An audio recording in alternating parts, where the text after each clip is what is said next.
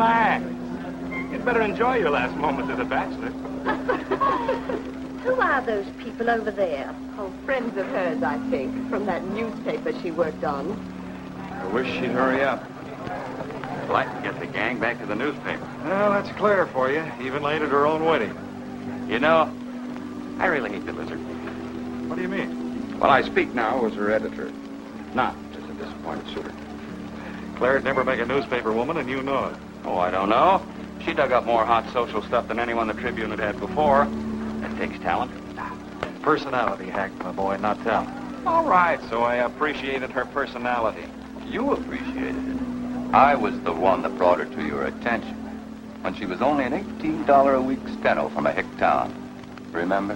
Very touching, Al. You can put that in your memoirs. She's marrying Hanneman now. Listen to the frustrated lovers. You know, if either of you guys had made furnaces instead of small talk, you might be in Hanneman's shoes now. Have one of mine.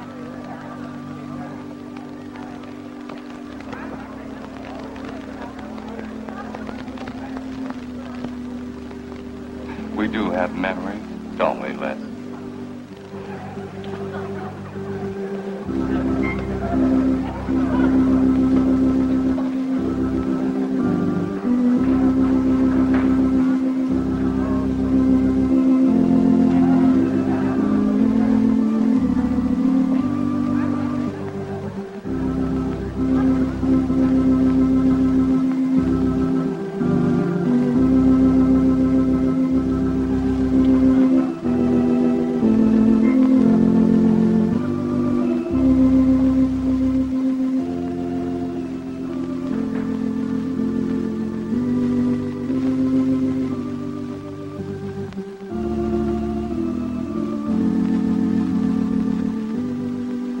Carl Hanneman, wilt thou have this woman to be thy wedded wife, to live together according to God's ordinance in the holy estate of matrimony? I will. Claire Cummings, wilt thou have this man to be thy wedded husband, to live together according to God's ordinance in the holy estate of matrimony? I will. I now pronounce you man and wife. You may kiss the bride.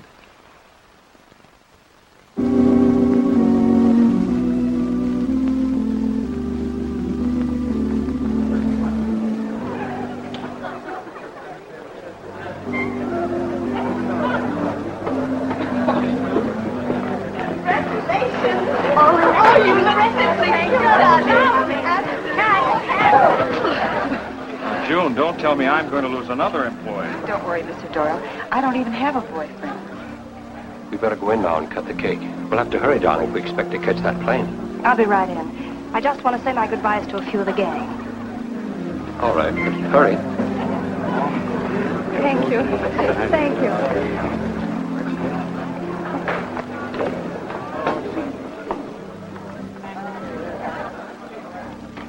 Guess who? Why did you come out here? Because I love you. Because you love me. Claire, you're crazy. Don't you know what those words meant in there? Let no man put asunder. No one can put us asunder, Les, you and me. Oh, I never could figure you out. Except that, well, you make everything add up to spell Claire, don't you?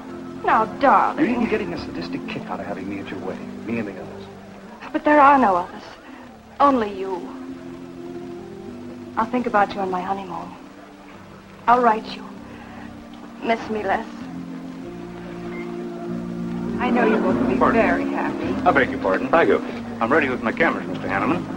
I've been looking for Mrs. Hanneman. You haven't seen her, have you? I believe you'll find her on the terrace.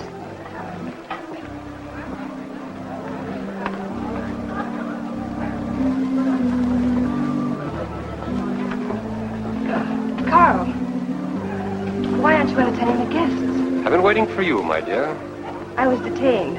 On the terrace? Don't you think you were being a little affectionate for a newly married woman? Darling, you're a great big old suspicious bear. That was only Les Burns. And? It was nothing. Just a friendly goodbye kiss. Les did so much to help me with my newspaper career. Why, he's like a brother. You're the only man for me, darling. Ever. They're waiting for us. Shall we cut the cake?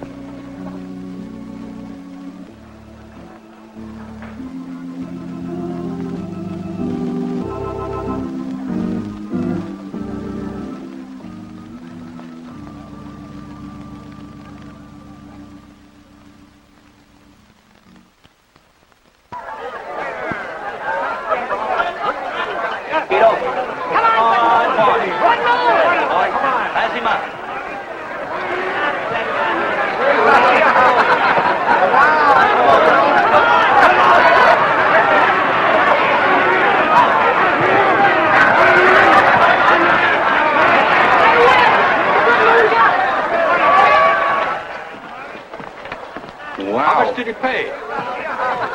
$10.80. $10.80 for two. That's not bad. I win $540. Claire, you mean to say you bet $100 on that horse to win? Of course. In these places, you have to spend money to make money. You see now. I'll put $500 in the second race. High heels. Come on. Wait. That's being foolish. You're only out $100 if I do lose. It isn't the money. It's the principle of the thing. Principle? Carl, I don't understand you. With all you have. I've worked hard for what I have. Oh, I don't mean to be a tightwad. A little bet for fun is all right. But I have too much respect for money to throw it away on horses. Of course you're right. It was foolish of me to bet so much. Forgive me. Of course. Now, excuse me, I want to go cash these in.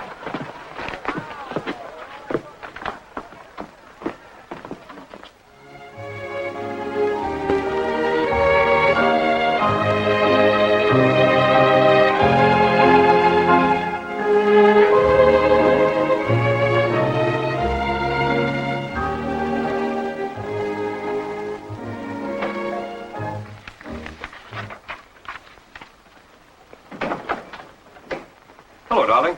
Miss me? Back so soon, Oh, Carl. we went to the barber shop. Who are you writing to? June Taylor. You remember. Les Burns' secretary. She was at our wedding. Do you want to read some of the awful things I said about you?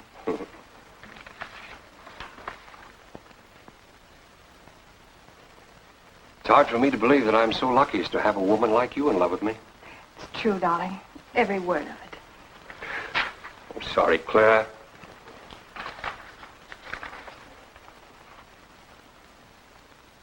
My darling Les. To June, eh?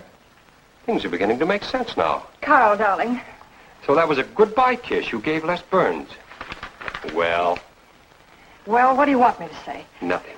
There's nothing you can say, I guess. I'm only glad I found out about it now. Carl, what are you going to do? I'm going back to San Francisco. We're through.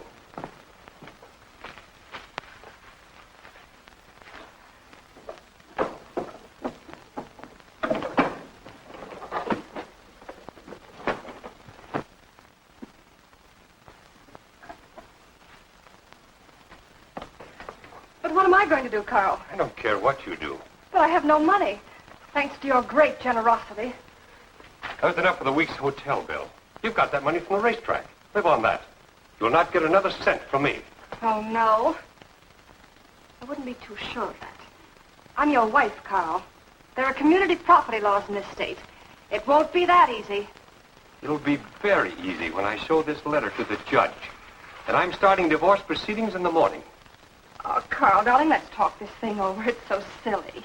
Get out of my way before I forget myself.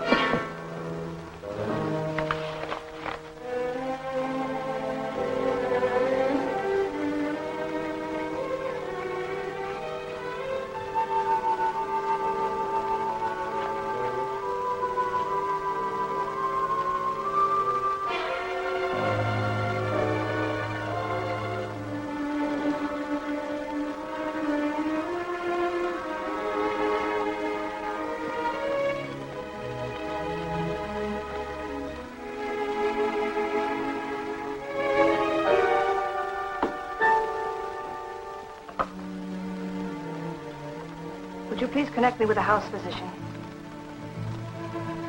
Hello, Dr. Hastings? This is Mrs. Carl Hanneman, Bungalow 9. Could you please leave a prescription for some sleeping tablets for me at the drugstore? I'll be needing them right away. I'm turning in early. No, that won't be necessary. I'm going out for a bite to eat, and I'll pick them up later. Thank you.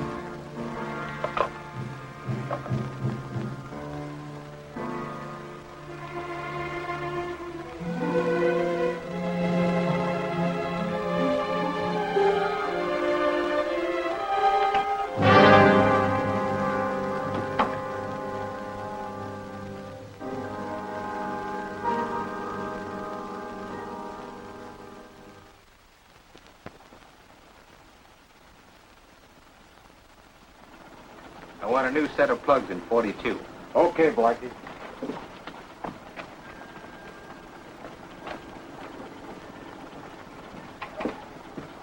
Are you Mr. Tellin? Yeah.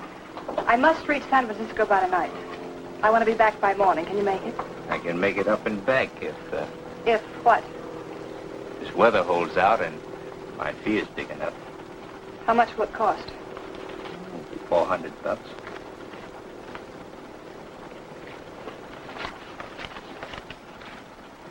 Why 5? I said 4. I know you said 4. I never made this trip. You never saw me. Understand? Sure.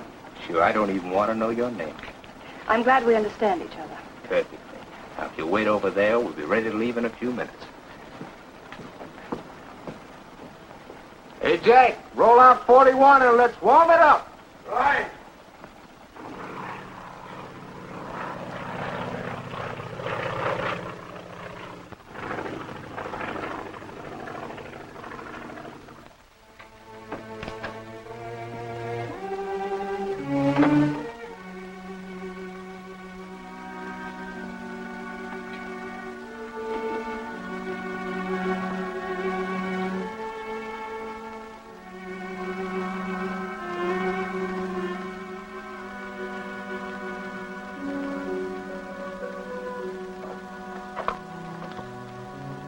Room service, please.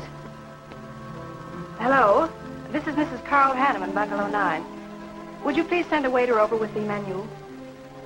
Thank you.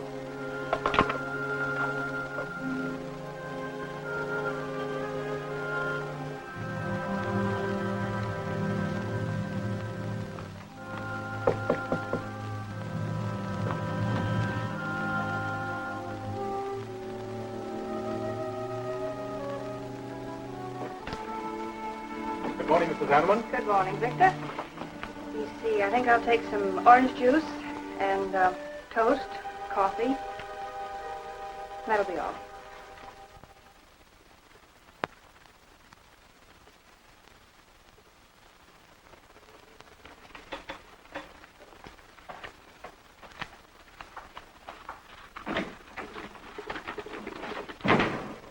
How was the ball game? That was no ball game. It was a track meet. 12-0. This all the mail today? Yes. By the way, I meant to ask you sooner, but I'm going to have a little dinner party tonight for a couple I know. You're invited if you're not doing anything. Well, sure. What's the occasion? They're going to be married soon. They're awfully nice kids. Married. Then the trouble will really start. Mr. Burns' office. Long distance calling. It's Mrs. Hanneman. Hello, Claire. Hello, Les. I'm so glad I caught you at the office. How's the honeymoon? It was interrupted. Carl had to go back east yesterday. Business, he said. He wanted me to stay over, wait for him here. But I'm not. I'm coming back to San Francisco tonight. You think that's sensible? Of course not. But I'll see you again. Look, I want you to arrange a plane ticket for me. Reservations are so hard to get at this end, it'll be easy for you. All right, Claire. I'll take care of it tomorrow. Tomorrow won't do. I'm coming home tonight. Okay, I'll wire you back on the time. I know you would help me. Be sure and meet me at the airport. I can hardly wait to see you. Goodbye, Les. Goodbye, Claire. June, get a hold of Hack Doyle. Have him get me a reservation on the 8 o'clock plane out of Los Angeles tonight. It's for Mrs. Hanneman. Are you planning to meet her? Yeah. Oh, I guess I'll have to cancel our dinner party tonight. It doesn't matter. Apparently, Claire can get anything she wants out of anybody at any time. Can't she?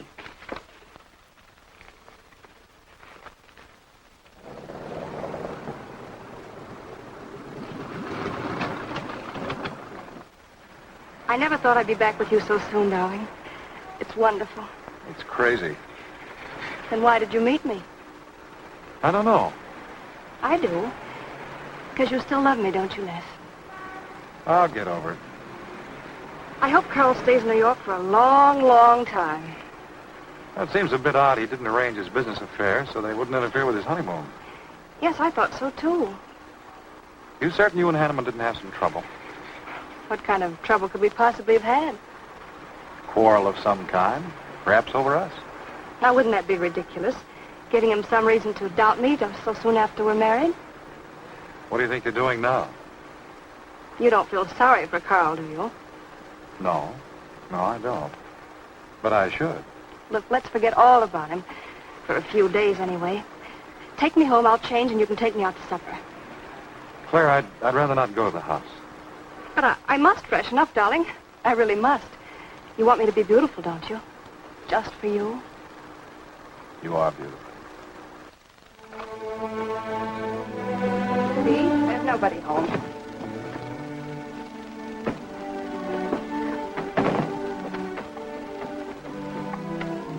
Wait in there, darling. I'll be down in a minute. Come here. Oh, darling.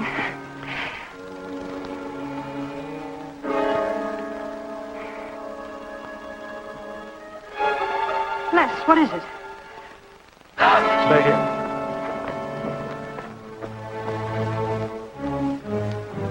Carl.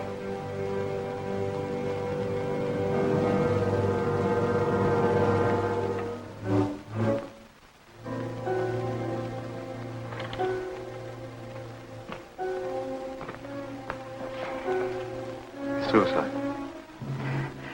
But why? Oh, poor Carl. Claire, I thought you said he'd gone to New York. That's what he told me.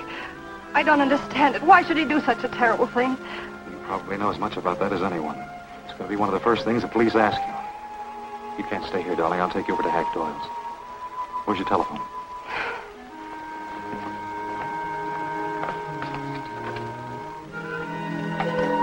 Police headquarters, please.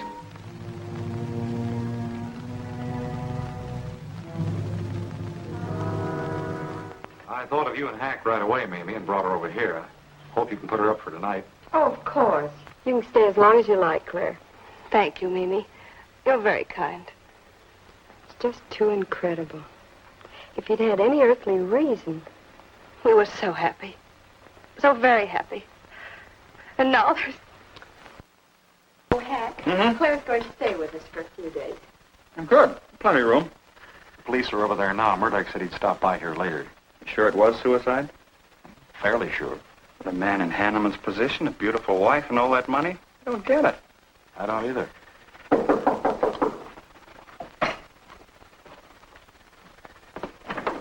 Oh, hello, Bill. Come on. How are you, Hank?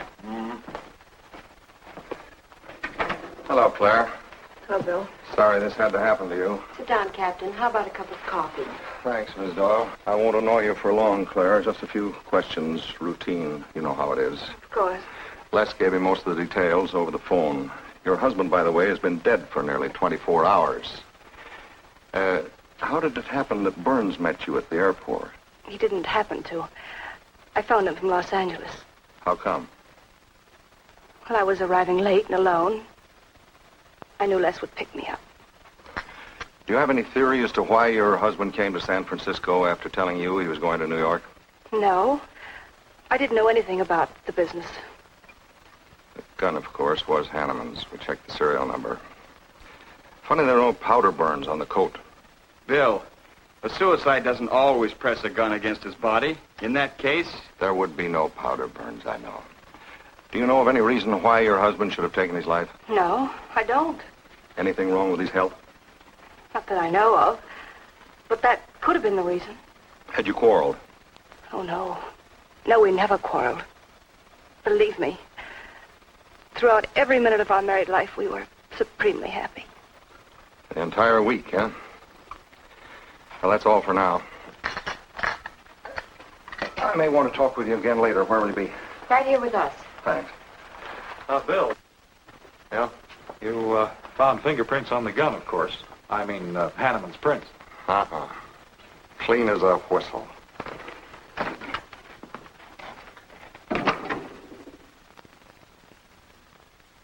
Certain Mr. Burns has the position you and Mrs. Hanneman found her husband. That's right.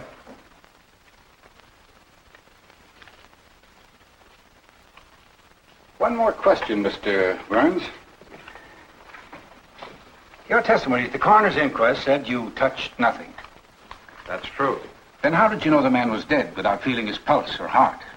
Mr. Chalmers, I've been around enough to know a dead man when I see one, especially after 20-some-odd hours. You assumed that Mr. Hanneman committed suicide. Why?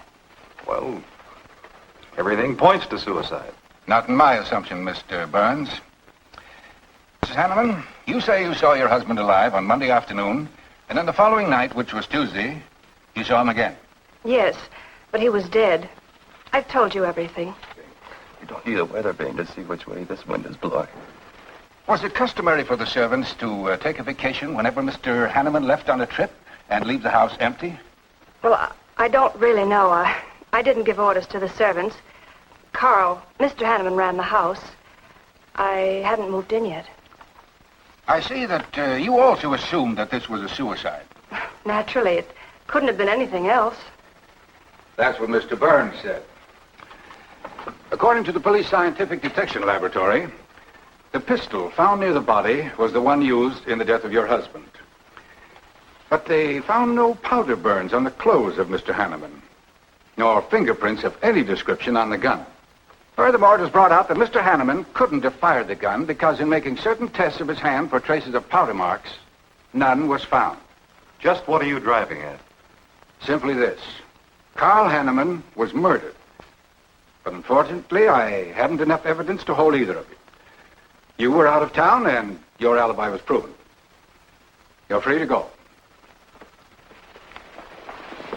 But let me give you a tip. I'm not buying any suicide theory, so the case will remain open. See you later, Ed. So long, Hack.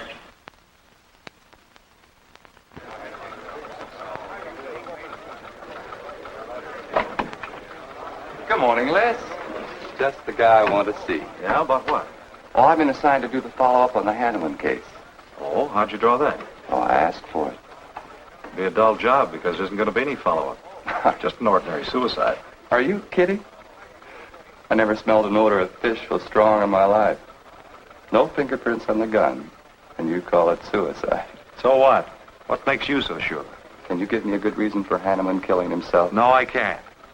Perhaps he thought he had a good reason. And perhaps he didn't. So meanwhile, if I can dig up a plausible motive... Who asked you to dig up a motive, plausible or otherwise? I said, if I can dig up a motive, I'm willing to accept suicide. But if I can't, then it'll have to be murder. Still carrying the torch for Claire, Hyle? Not anymore. But somebody sure fixed it in a hurry for you to get Claire again. That's a nasty crack. So meanwhile, chum, walk a straight line. Or you'll have people thinking you took a shot at Hanneman. You got a lot of work to do, Al. You're so right, boss.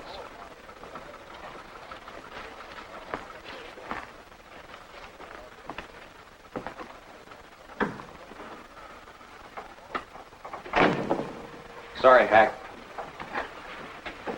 How's Claire taking it this morning? I don't know. She's still asleep when I left. Les, I'm worried about this deal. Police aren't buying any suicide theory. Is that why you put Herrick on the story? Maybe. He might dig up a suicide motive. What's your slant?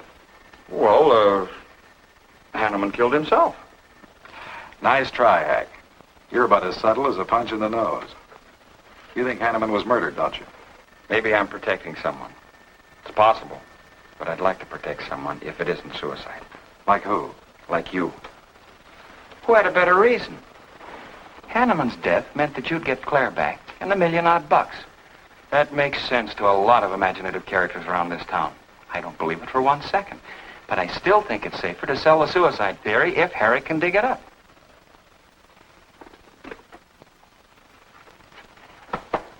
Thanks, Hack. But I didn't do it. Yeah? Send him in. Well, they're on the job. Hello, Batson. What's on your mind? The DA would like to see you gents in the morning. Says it's important. About 10 o'clock. What's he want us for? Don't you know? Mrs. Hanneman's already got her invitation. See you tomorrow.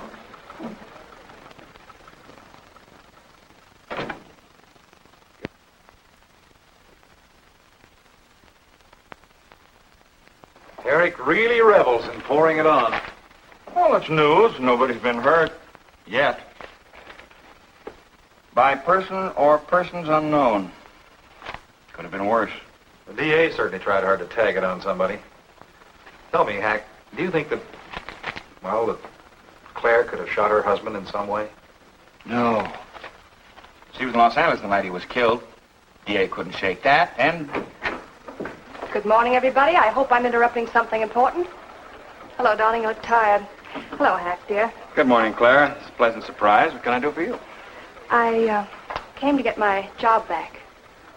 Starting when? No.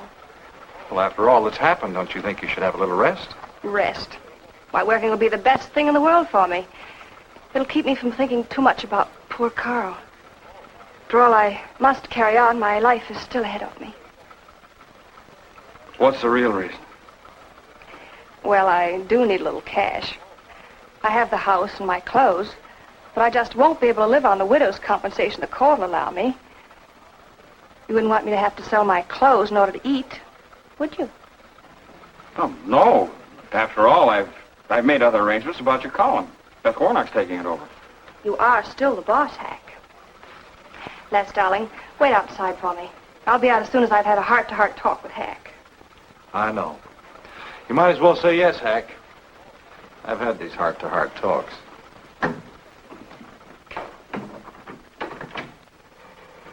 You will let me stay, won't you, Hack?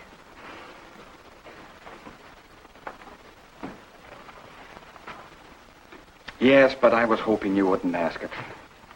You are a darling. Listen, Claire, you stick to the job and no playing around. There's enough trouble here now without you adding to it. I don't know why you talk like that. I'm serious about it, Hack. I'll work hard. For your sake, I hope you do. You are a dear. See you later.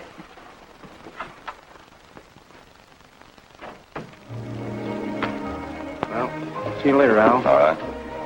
Hopefully you're friends. Yeah, old friends.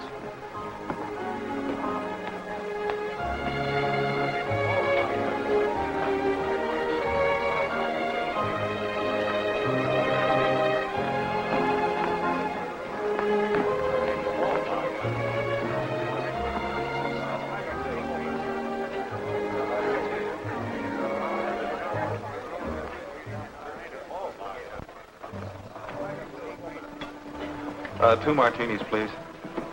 Chicken salad? Fine. Chicken salad for two. And coffee. Les, do you know a good lawyer? Yeah, why? Well, I need one to handle Carl's estate. What's the matter with Hanneman's regular lawyer? Ah, he's an old fuddy-duddy. I want someone whom I can trust to take care of my interests. Well, you might try Lawrence Carson. He specializes in probate work. Carson. Good. I'll call him tomorrow.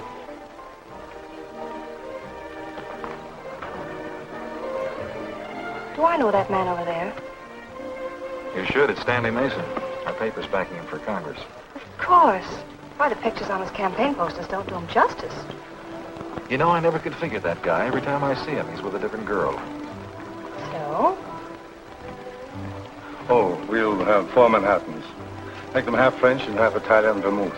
We'll order later. I'll look after them personally, Mr. Mason. Thank you.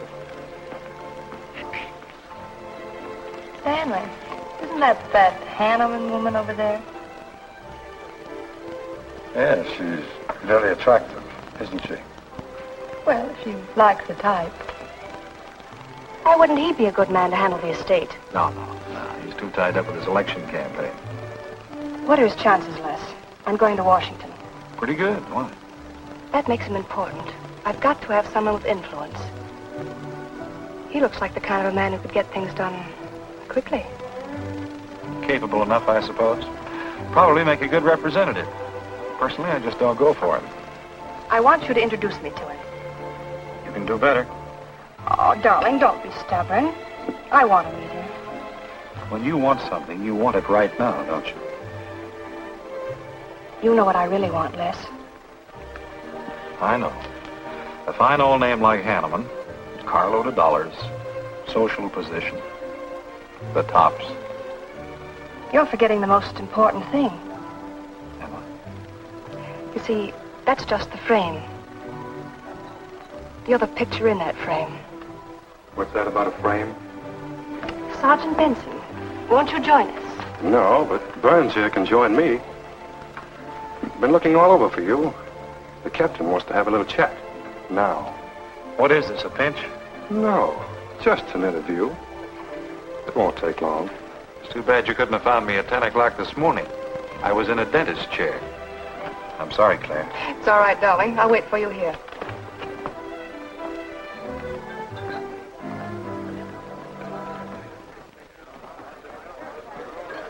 Violet.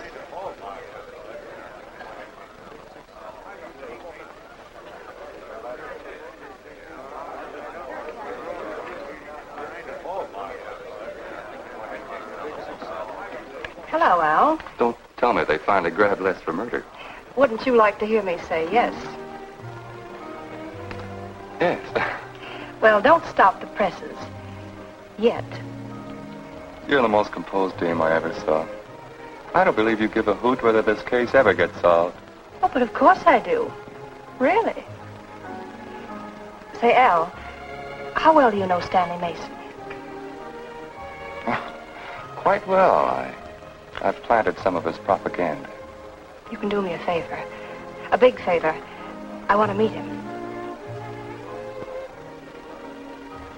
Might be a good idea. I remember I once introduced you to a fellow by the name of Les Burns. Promptly lost you. Excuse me.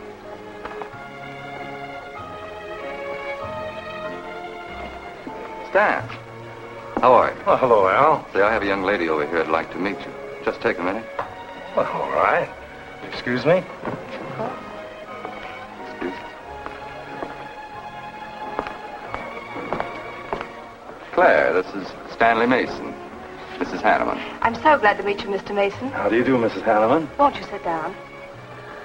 Sorry, I can stay but a minute. I know you think me rather forward, but being an attorney, you can understand my predicament. I'm desperately in need of someone to administer my late husband's affairs. I thought perhaps you could help me. Well, I hadn't intended on taking on any more work this summer. My campaign requires so much attention. However, supposing you come to my office at, say, 4 o'clock, we can at least talk it over. Oh, thank you. I would appreciate it. Here's the address. So, until then... Oh, excuse me. Sorry. Thank you, Al. Don't mention it.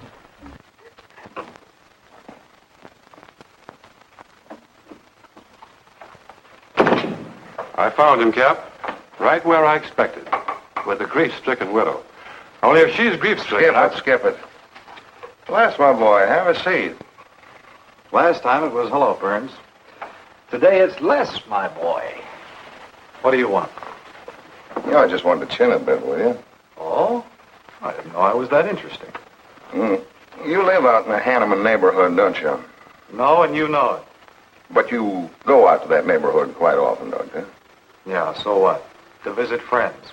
Oh, sure, that's right. There's Hack Doyle and his wife, June Taylor. Say, there's a clever little girl, huh?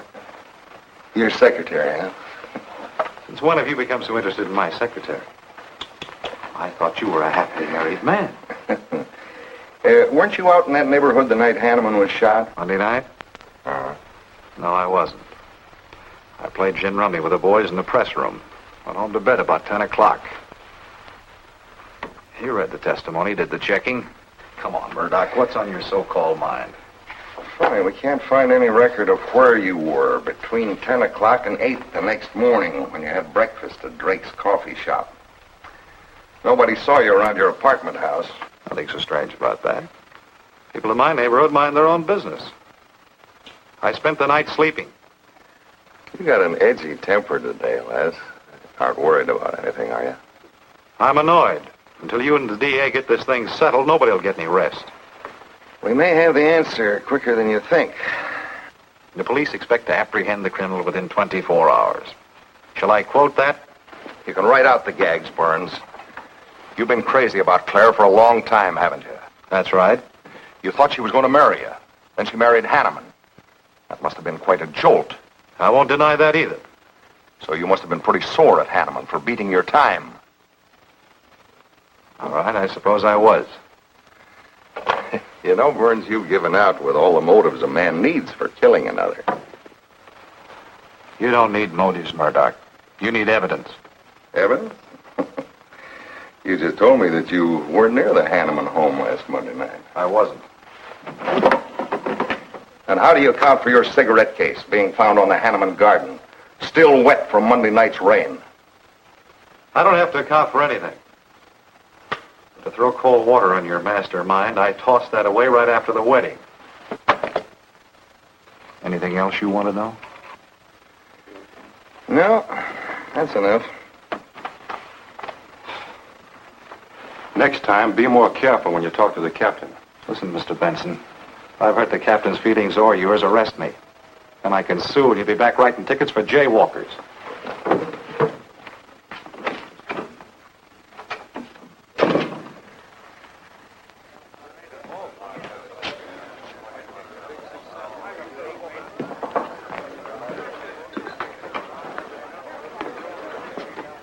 You rent that stool by the month? Well, Lester. Where's Claire? Oh, Claire isn't here. She had an appointment. Did she go back to the paper? No, about this time, she should be walking into the inner sanctum of that courageous and fearless champion of the people's rights. That distinguished candidate for the Congress of these United States. Mr. Stanley Mason. You sound like you're on Stanley's payroll. I introduced them. You seem to have a talent for that sort of thing. Thank you. I believe that's all the information I need, Mrs. Hanneman. I can't possibly find words to express my gratitude in your consenting to help me. Oh, believe me, it's a pleasure. A little pressure in the right places should settle the matter quickly for you. Thank you again, and good luck in the elections. Oh, thank you. I suppose you'll be leaving for Washington immediately if you do win. Yes, if I win. You will. I know you will. Well, I really must be going. Well, can't I drop you off somewhere? I'm sorry. Not this evening. Mr. Burns is taking me home. He's the gentleman you saw me with today. I'll call you tomorrow. Perhaps we can have dinner and talk some more about your problems. Splendid. Goodbye.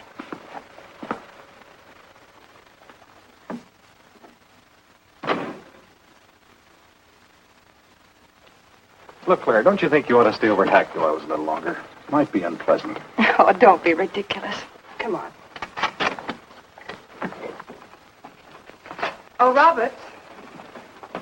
Good evening. Good evening, Mrs. Hanneman. We weren't expecting you home. We've made no arrangements for dinner. I've had dinner. Please take my bags to my room, and you and Christine take the evening off. I shan't be needing you. Thank you. Oh, Mrs. Hanneman, I just wish to say on behalf of Christine and myself that we're pleased that you're home, and we'll do everything we can to make you happy. Why, thank you, Roberts.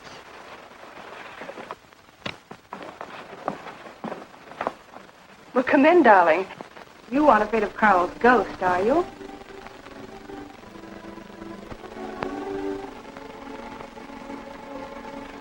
You'll never be happy here, Claire. Nonsense. I've done a little refurnishing. Well, that ought to help a little. Les, what did Murdoch want with you? You had an idea I might have paid a visit here Monday night. You didn't, did you? Of course not.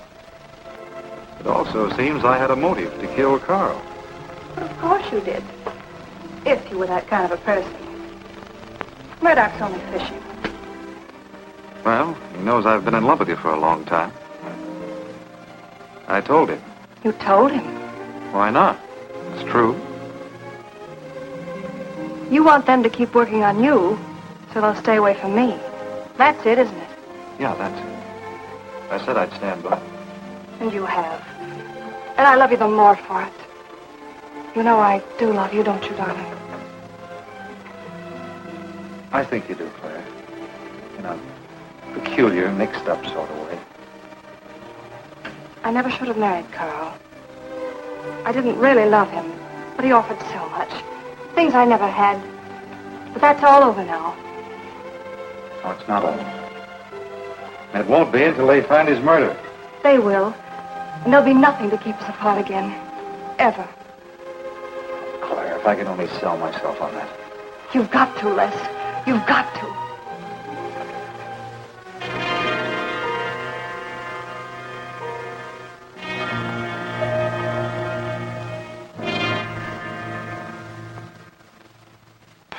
That little tidbit straight from the horse's mouth brings us to the 3-0 mark for today.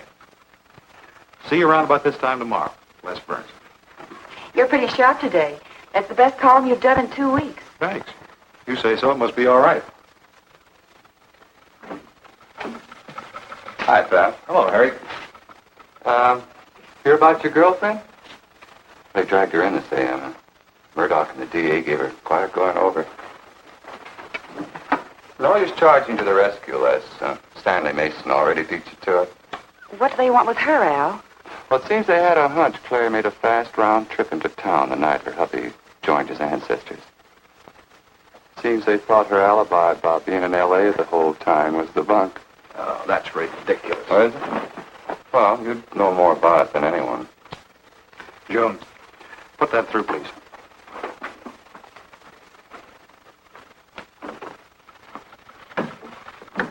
Okay, Al. You're so much smarter than Murdoch. Spill it. Oh, I'm not saying I'm smarter. But I do know Claire better than he does. And I know you. Meaning what? Claire never lost any interest in you before, during, or after her marriage.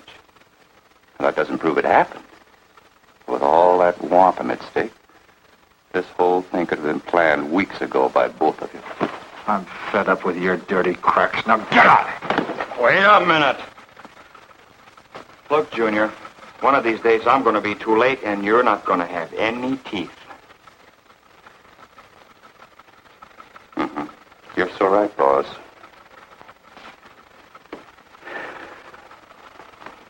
What's wrong, Les? Nothing. Forget it. The way you want it? If anybody wants me, I've gone for the day. Have one for me, too.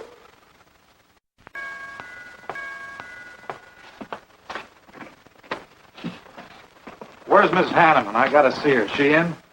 Why, yes, but she's going out. This is important. What's the trouble, Les? Oh, I've been trying to find you all afternoon. You didn't get back to the paper. Where were you? I was with Mr. Mason. We were talking over the estate. Oh. Looks like you got some more talking to do. It's really only business, Les. Come in, but I can only see you for a moment.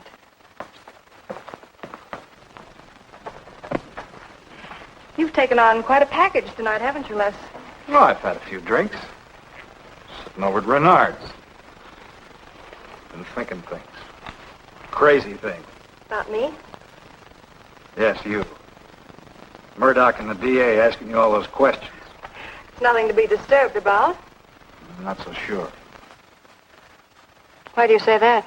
Were you in this room Monday night? What? Why, you know I wasn't. I don't know anything. But I wouldn't lie to you. Have I ever, Les? Claire, there's only 2 people who could have profited by Hanneman's death. I'm one of them. You're the other. Why, how dare you come in here accusing me? You only married Hanneman for this. You've admitted it a dozen times. But I didn't kill him. How can you even think it? I didn't kill him. I didn't say you did. But if you know anything, you've got to tell me. Were you in this room Monday night? No. You might have come in, seen someone. I've got to know. Stop shaking me. Then tell me the truth. Let go of me. I thought you were going to stand by me. Why, you're drunk. I'm only trying to help you and me. Huh. Help me. You're accusing me of murder. How do I know you didn't kill him? You were in town. Claire.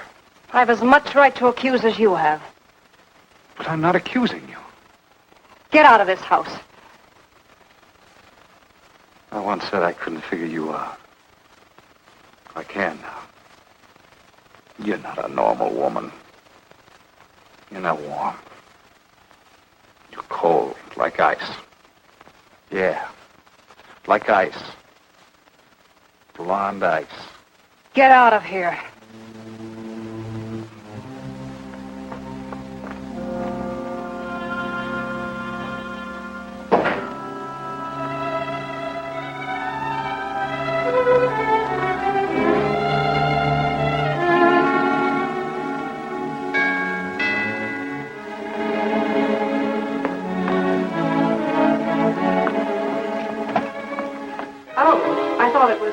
Hello, Mrs. Hanneman. I don't believe I know you. Sure you do. Let me come in.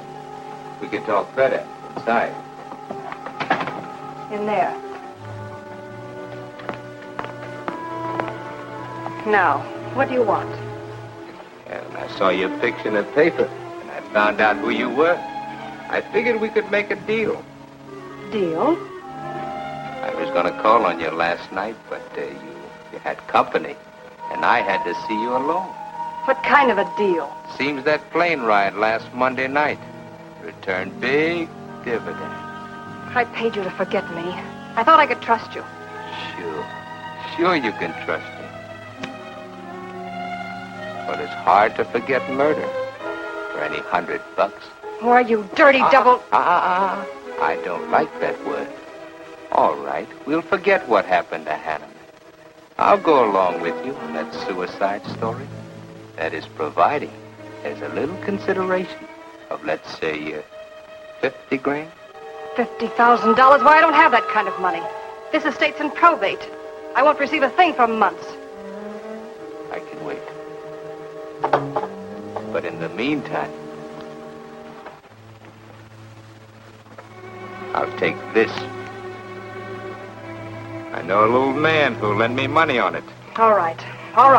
Just don't come near this house again. But I will keep in touch with you. Quick, out the terrace door.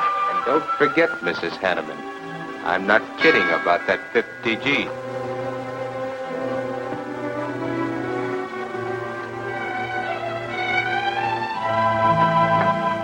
I'll get it, Roberts.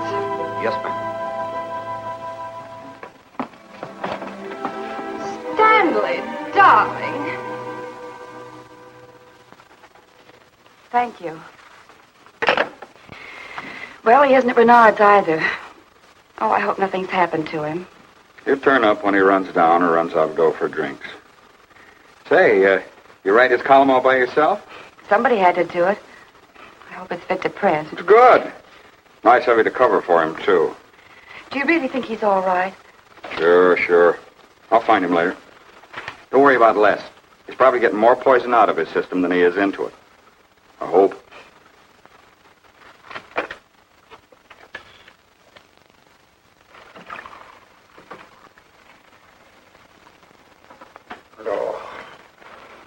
Oh, June. Oh.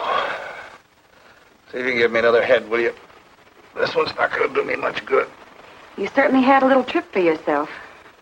I guess so. What day is it? Tuesday. Holy mackerel. What happened to Sunday and Monday? I took care of them for you. Oh, you would.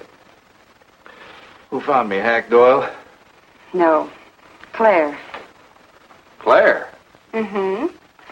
You were trying to convince the doorman at the top of the mark to let you out on the roof. It was the only way to the moon. Oh, brother. The moon? Looks like I wanted more than a little trip. Here, drink this. It'll make you feel better. Guess I've been the horrible example, huh? You no doubt thought you had a big reason for getting tight. I had to get away from something. Something wasn't good for me. Have any luck? I don't know. I'm never going through this again, I can assure you of that. June. Well, I guess I'd better get back to the office. Thanks a lot for looking after me, June. I'll be down after a while, if I can make it. Don't hurry.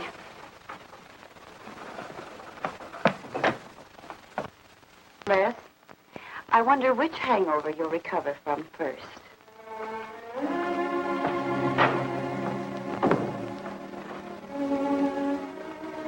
I thought we were all washed up, Claire. Les, for everything I said the other night, I'm terribly sorry. I guess I was a little mixed up myself. Forgive me, darling. I must have been out of my mind to say such awful things to you. I realized the truth later. You were afraid for me because you loved me. That was it, wasn't it? Yeah, maybe it was. I just couldn't believe that. Look, let's forget all about it. We know there's nothing to worry about.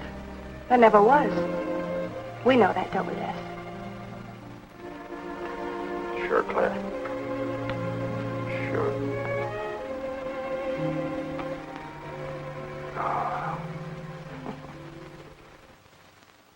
Here's to our new congressman. May your career be long and successful. Thank you, darling. Jeff, but aren't you both a bit early? I only wish I could be as sure of my future in psychiatry as you can be of your future in Washington. Doctor, you were analyzing me at dinner, the workings of my mind. Do go on. It's very interesting. I've never been psychoanalyzed before, and your deductions amaze me. Claire, I warn you, if Jeff continues, he'll have you convinced you're batty. Simply because your father ran away with another woman and your mother was relegated to hard work. Stanley doesn't quite believe in the powers of psychoanalysis, Mrs. Hanneman. But if either of you could spend a day in my office listening to some of my patients, you'd see the logic of my deductions. Or any psychiatrist's, for that matter. Oh, don't mind Stanley's cynicisms, Doctor. Yes, Robert? Telephone for Mr. Mason. Excuse me. Certainly. I was telling you at dinner that I believed that money, clothes, adulation, etc. was a necessity with you. That some people are impelled towards an objective without even consciously knowing why. Is there something criminal in my being ambitious? Why, no. Criminal? Of course not. Unless your ambitions take a perverse form. Then you'll stop at nothing, right or wrong, to get what you want. They say the female of the species is deadlier than the male. Go on, Doctor. Sorry to interrupt, darling. It was my campaign manager. He arranged a last-minute radio interview for tonight. I'll have to leave. You can drop me off downtown, Stanley. I'll get my coat. All right. You forgive me, darling? Of course, honey. I'm so proud of you. Well, I almost forgot the good news. I had lunch with the DA this noon. It looks like Hanneman's murder is going to be filed away under crimes unsolved. It's their opinion that it must have been done by a burglar. Oh, I'm so glad, really. Now I'll be able to go with you to Washington with a clear conscience. Say, you haven't told any of your friends about our plans, have you? Oh, no, of course not. Good. We'll surprise them tomorrow night. Yes, we certainly will. Ready? Yes, thank you.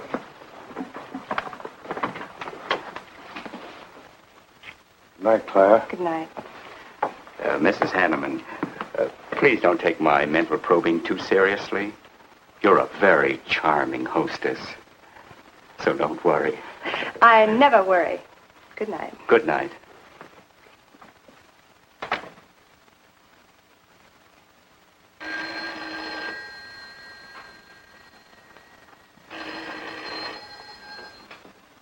Hello? Yes, this is Mrs. Hanneman.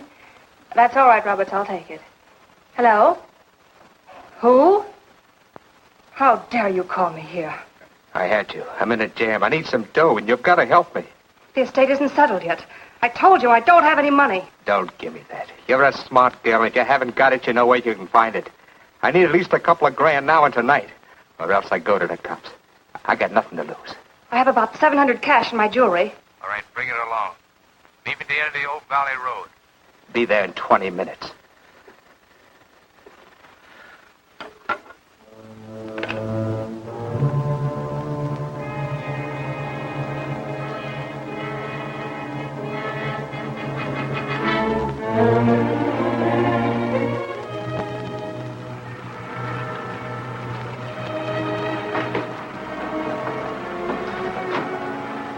Did anybody follow you? No, Then stop being nervous. I'm not nervous. You are. All right, give me this stuff and let's see if I can use it. These look all right. I got into the bookies for a couple of grand. They're bad little men. And I've been stalling.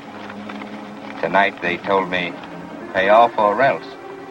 They wouldn't kill you for $2,000. They'd kill for a lot less. That's why I had to put the bite on you.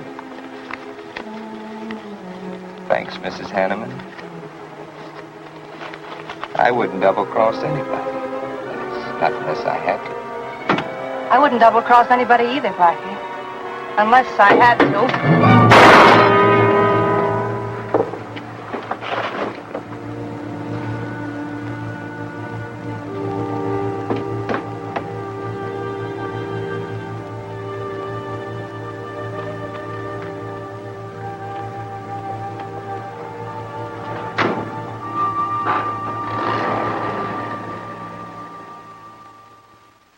First returns have been received from the 12th precinct.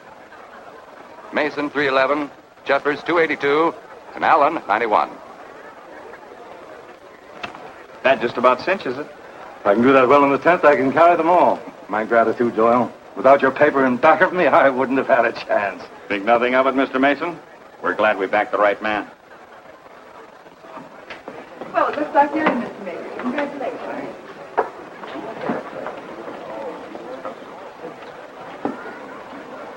Seen Les and Claire yet tonight? No, I guess she's waiting to make her grand entrance. It's about 100 times you've asked for them, Hack. What gives? Nothing.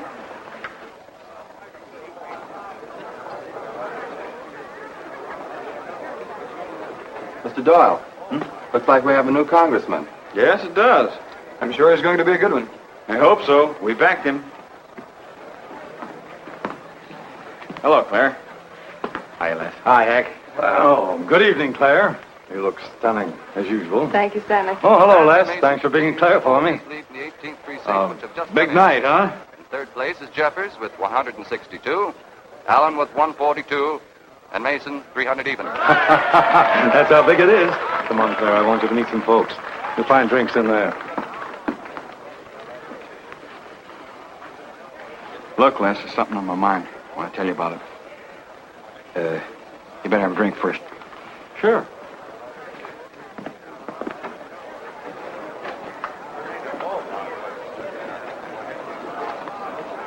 Hi, folks. How's the brawl? Well, at least the liquor's good.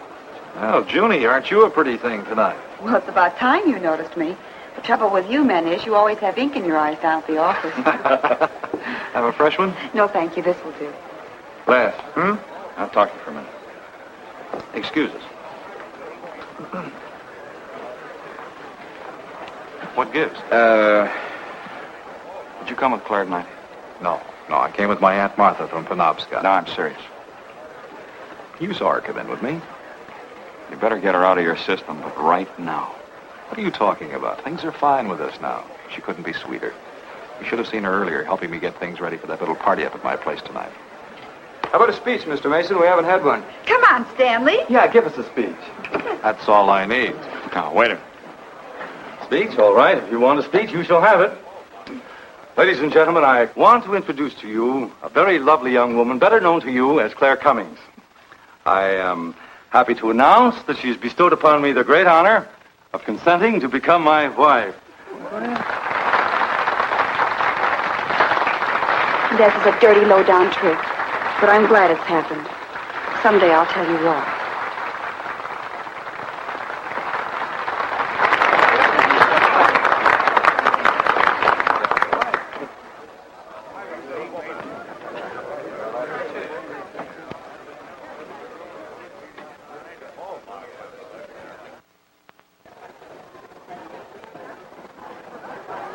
All the happiness in the world, my dear. That was quite a speech you made, Stanley. Surprised, Jeffrey? Aren't you going to congratulate us, Doctor? It's customary. Hate to take you away at this moment, Stanley, but there's something I must talk to you about. It's important. But of course, Jeffrey. Will you excuse us? I know you'll enjoy living in Washington. When do you plan to have the wedding?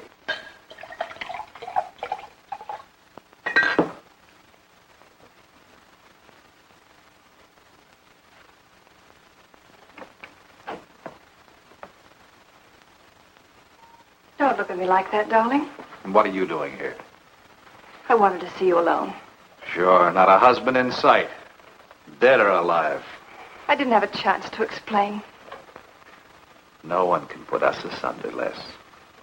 You and me. It was more effective last time with wedding music, remember? Oh, you're cruel. I didn't mean to hurt you, and you are hurt, aren't you? That's how much you bother me now. Not a quiver. What about your heart? Claire Cummings, Hanneman, Mason. If this keeps up, you won't be able to get your initials on your silverware. I can't help it, Les. I do love you, but you could never give me the things I must have. Money, importance. With me, they're a necessity. Oh, stop it, Claire. You're like a poison. Take a little bit and you're finished. But too much becomes an antidote. All right, darling. But if we've really come to the end,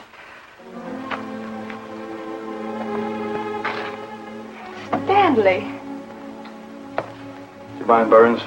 I'd like to say something to my fiancée alone. Not at all, Mr. Mason. Not at all.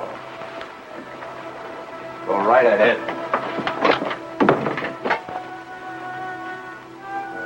The congratulations are hardly over before I find you in the arms of your old sweetheart. That was a stupid remark. I had to say something to him, didn't I? So you didn't tell him earlier. You said you were going to? Well, I couldn't find the words. Is that why you're angry? Oh, darling, let's not quarrel. We can do that after we're married. There isn't going to be any marriage. What are you saying? I'm afraid we've made a mistake. You can't mean that. What'll my friends think? I couldn't stand the humiliation. Oh, you'll get over it quickly enough, as quickly as you did your other marriage. Why are you talking this way? What did that phony doctor tell you? That's not important. We've made a mistake. Now let's forget it, shall we? But you can't throw me over. I've looked forward. I've planned. You're taking me to Washington with you. Away from these people, these memories. I've got to go with you, Stanley. No, I'm sorry. It's final. You ought to see a doctor, Claire. A doctor like Jeff. I looked for you at the party after he talked to me. I merely wanted to ask you something. Doyle told me where I'd find you, but I didn't believe him either. But finding you here proves many things. You're not well, Claire. All right. I didn't mean to crack up. At least we could have a farewell drink together. No hard feelings, really. Why don't you fix some for us? I must say you're being regular about it.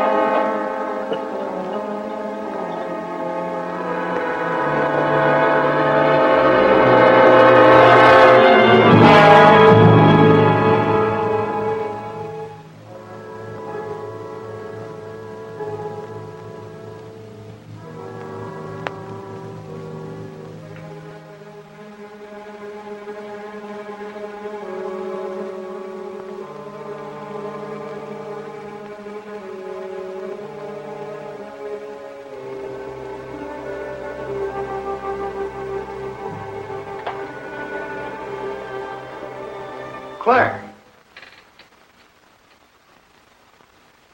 What have you done? I did nothing. You killed him, Les. I killed him? Don't you remember? You came in just a few minutes ago. You saw us talking. You looked funny. Crazy. You said you were going to kill Stanley because he stole me from you.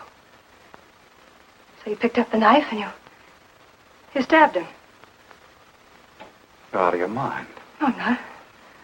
You're insane. No. No, I saw you do it. You dropped the knife and you ran out the door. I tried to stop you. Came in just a few minutes later. Right now. You murdering little idiot. Let's don't! Mason, you won! Alan just conceded the election! You're going to... You're going to go. You're going to on a minute right there.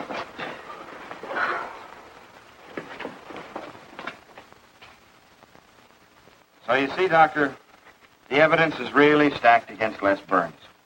I and the others feel that he's absolutely innocent.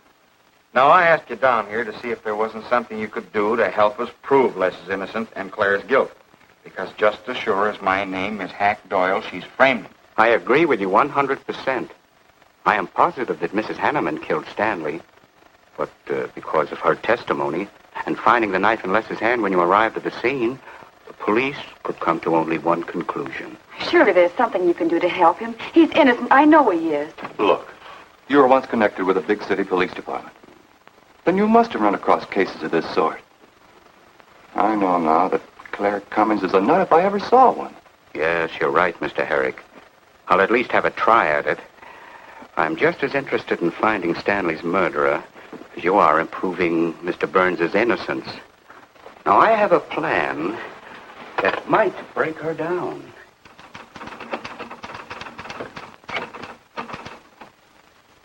Well, good morning, Dr. Clippinger. To what do I owe the pleasure of this visit? It's no pleasure for me, Mrs. Hanneman, I assure you.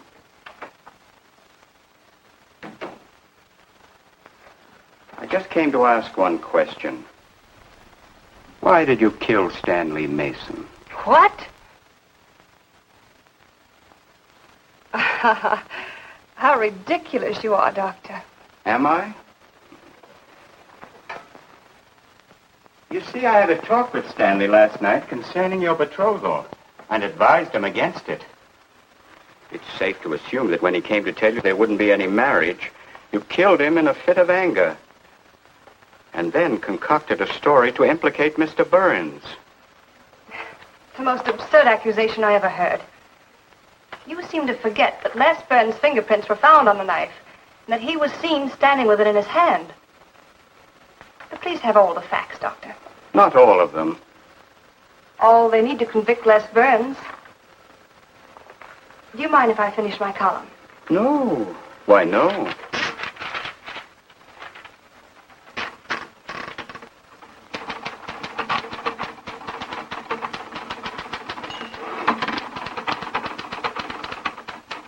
I suppose you'll tell the police I killed Stanley and give them that fantastic story to back up your accusations. It won't sound so fantastic to them, Mrs. Hanneman. I discovered one or two other flaws in your story. They'll laugh at you. It's insane. Absurd. Oh, you're wrong. You see, I've spent my life delving into distorted minds like yours. I worked for the police for many years as a consulting psychiatrist. You sound more like a hypnotist. And I'm quite fed up with your insane theories. Now, Doctor. Looking for something, Hank? Police are on their way. Police? What for?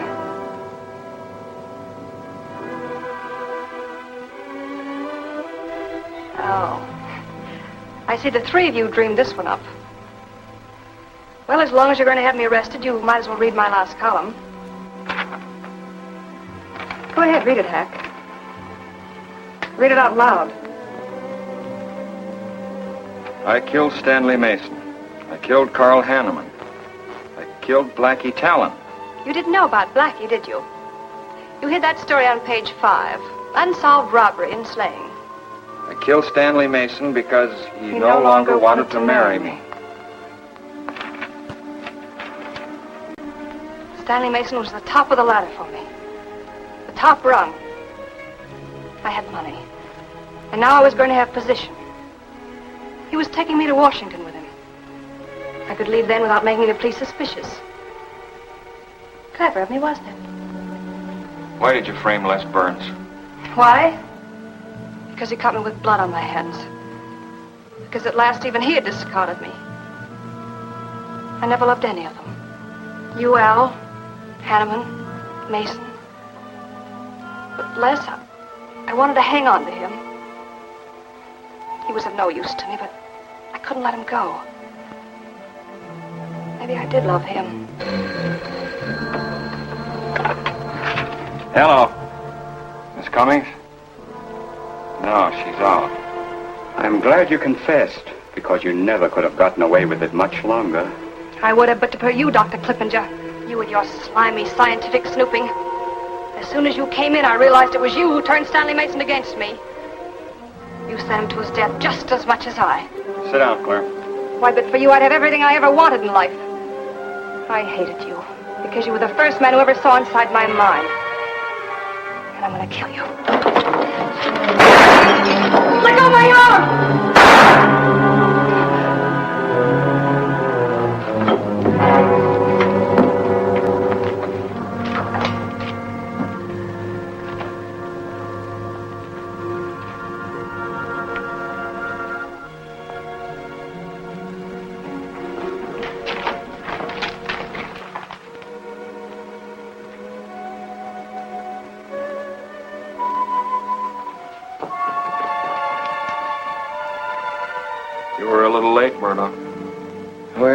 was probably better this way. I can scarcely believe it. A woman as beautiful as that. You didn't know her very well. None of us really knew her very well.